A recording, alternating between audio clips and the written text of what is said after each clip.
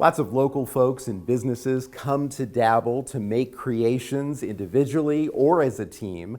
But believe it or not, when folks are traveling and discover this business, they also stop by. There have been visitors from as far away as Japan. Tell me how you got the idea to start this business. So before I started Dabble, I worked in the corporate world. I worked for a bank for 9 years and a title company for 3 years. And if you want to know what the most thankless job in the whole world might be, it is title work. So my soul was kind of slowly dying sitting behind a desk, and I had all of these goals and dreams.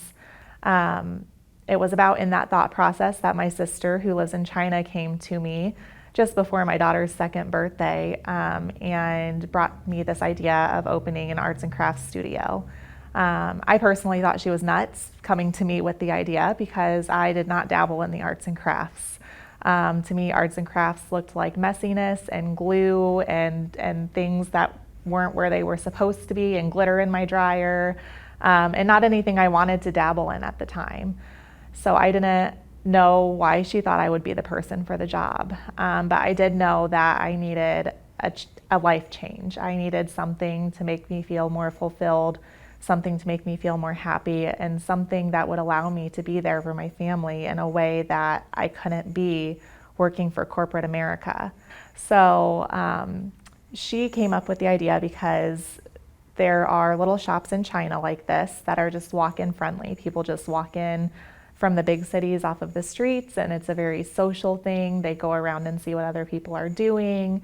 A lot of them are very experienced in arts and crafts because they just put so much value on it, on their creativity. And so we wanted to bring that social, casual art aspect to the Springfield community. Dabble offers all sorts of possibilities for art, everything from resin creations using simple molds to terrariums, and of course, if you have a lot of talent, you can paint anything you'd like, even a Cheshire cat. How long have you been making lava lamps with folks? It's been about a year and a half. Year and a half, Yeah. And it's popular? It is. It's very popular. I bet, Yeah. I bet. And it took some work. It did. It took me about 20 hours of experimenting. So I joke around that everybody's part of the Mad Scientist Club now because I was like losing my mind trying to get it to work. I am going to choose this one, which is lavender, because this is for my wife. She will like that color, I think. Okay. So this is just a mixture of rubbing alcohols, and I never give away exactly how to do it. Okay. Well, it took 20 hours. Yeah.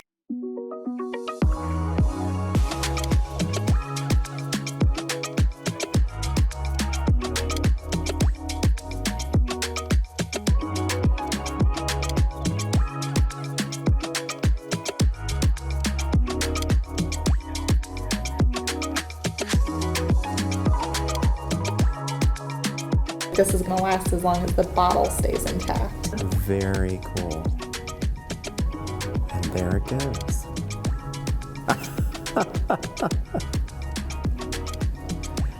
Art and science come together. I know. I love collaborations. Tell me about the diversity of your clients. Who comes to make a project here? So families are generally who we see walk through our door. Typically it's people who want to bond with kids or bond with other adults. I think our youngest dabbler has been 3, and our oldest dabbler I think was in their 80s or 90s. And just people from all walks of life. I mean, we have people who come from a lower class family, we have people who come from the wealthier side, and everybody finds something that brings them the joy of creativity.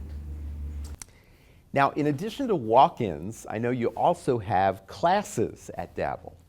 Yes, absolutely, we have classes. So of course we do have our casual side for walk-ins, but for people who feel that they need just a little bit more hands-on assistance, or there's something more specialized that they're interested in learning, we offer a wide variety of classes.